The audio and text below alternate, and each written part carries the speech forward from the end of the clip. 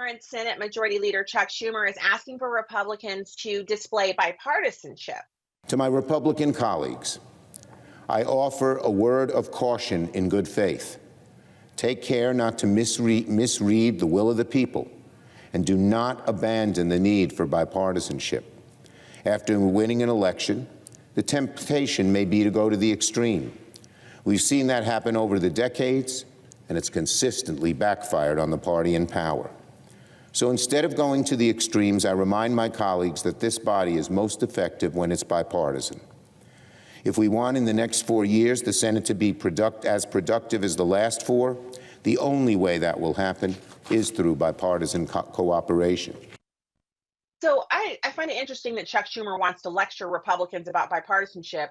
All they ever do is poach off our most liberal members and pass their nonsense legislation. But when it comes time to pass things like protecting young women and young girls from sex trafficking or declaring that only citizens should vote in this country, they can never be found. I'm tired of him. I'm tired of this idea that we have to now be nice to them when we won.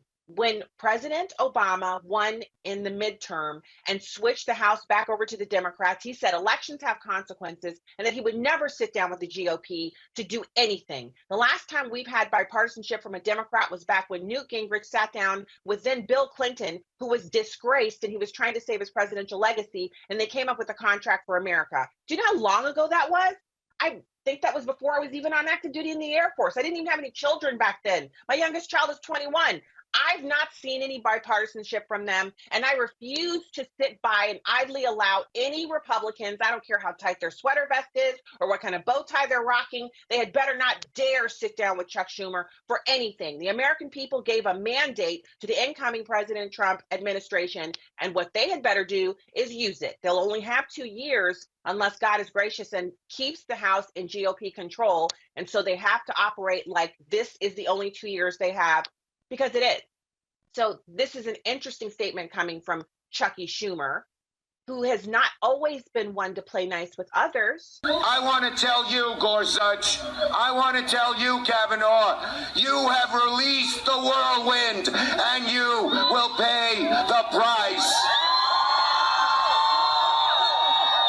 You won't know what hit you if you go forward with these awful decisions. Yeah, so the whirlwind is now returned. It has reversed itself. It's done a 180, and it's sitting right in front of Chuck Schumer. He's the one who threatened sitting Supreme Court justices, placing their lives in danger, activating mentally ill people to drive across the country and sit outside Justice Kavanaugh's house. They were thinking about going in and killing the man and his whole family, and then the guy thought better of it and called the police on himself. This is the kind of antagonistic language that the Democrats have employed against everyone who doesn't agree with their obsession with abortion, obsession with spending, and obsession with woke political ideologies. I'm just not here for it. I don't think anyone is.